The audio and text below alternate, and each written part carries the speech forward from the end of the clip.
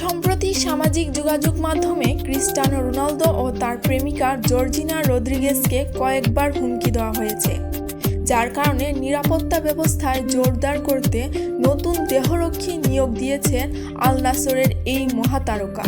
Spanish সংবাদ মাধ্যম মার্কা ও মালয়েশিয়ার সংবাদপত্র নিউ স্ট্রেটস টাইমস ও তথ্য নিশ্চিত করেছে। আল নাসরের হয়ে মাঠের সময়টা দুর্দান্ত কাটছে ক্রিস্টিয়ানো রোনালদোর।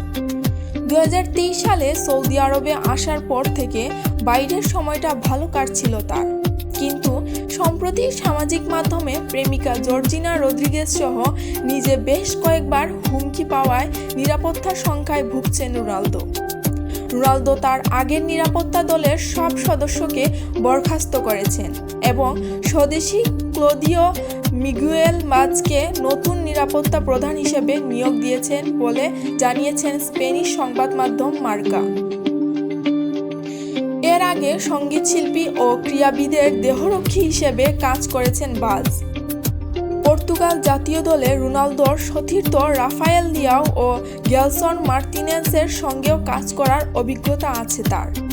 পরিবারের নিরাপত্তার বিষয়টা চিন্তা করেই সামাজিক মাধ্যমে নিজের ও সন্তানদের ছবি শেয়ার করাও নাকি কমিয়ে দিয়েছেন জর্জিনা।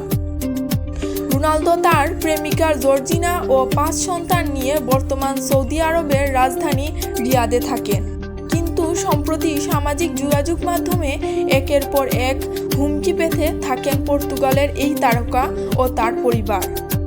এরই মধ্যে বিষয়টি তারা স্থানীয় পুলিশকেও জানিয়েছেন।